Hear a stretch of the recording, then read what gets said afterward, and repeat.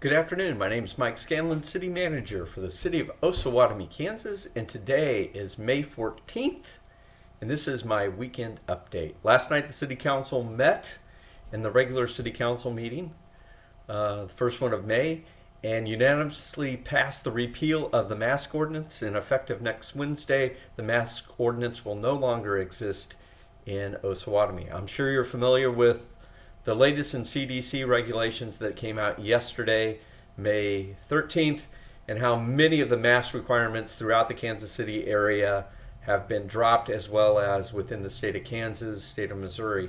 The one thing to remember, if you're fully vaccinated, you do not need to wear a mask inside or outside. You do not need to social distance. The number of people that you're with don't make a difference.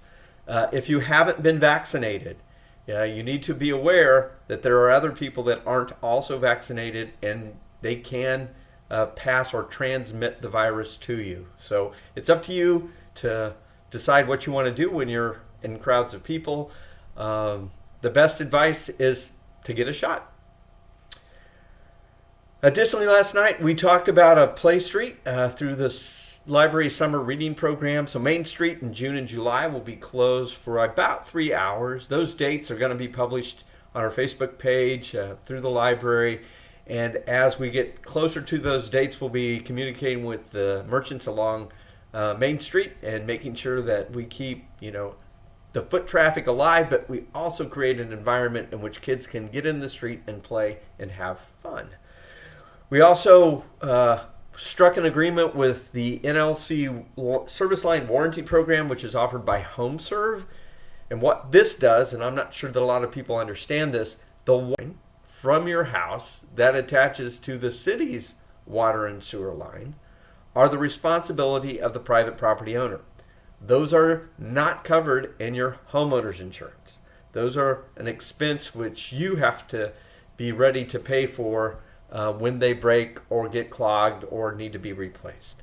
So we will be offering a program through HomeServe. You'll see our logo on some of the mailers. We'll work out those mailers, and we'll probably alert you to this both in a utility bill and then mailers that will be sent out by HomeServe. If you have any questions, there will be contact information on those mailers, and you can call HomeServe and they can talk about the programs. It runs for as little as, I want to say, $7 or $8 for a water line, all the way up to $10 for internal plumbing, and you can get a whole home package, I think, for about $25. So more information will be coming in the mail. We also sold 2 properties that the city owned through either the condemnation, and that we had to demolish an unsafe structure, and then the city ended up owning it. So there are new single-family homes that within the next 12 to 15 months will be built at 308 Reed and 820 3rd Street. Congratulations to the winning bidder. Look forward to new homeowners in Osawatomie. A lot of thanks to Ellis and Ed Beaudry for their work in both acquiring property and getting unsafe and dangerous property cleaned up in our community. We talked about a joint meeting with the school district. That joint meeting with the school district is currently scheduled, I believe, for June 14th. That will be the Board of Education and the Osawatomie City Council sitting down and going through a shared agenda. There are a lot of things that we work on, both as a community and as a school district, in which if we partner, we could actually get more bang for the taxpayers' buck. So that's the principal reason we want to get together, because we can make both the school and the community better by working together.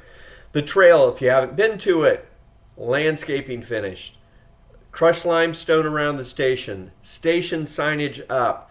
Last Friday we planted prairie grass, coneflowers, black-eyed Susans. The trees are in place.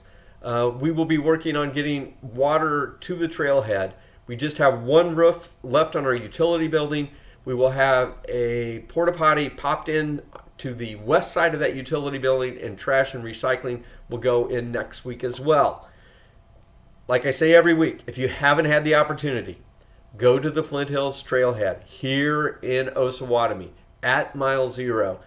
Take your family down there, enjoy it, and look at the investment that's been made by both human effort as well as a ton of grants that we were able to put together through the work of the Kansa Trail Association, Doug Walker, the Osawatomie Trails Task Force, to make this trail a real possibility and asset to our community.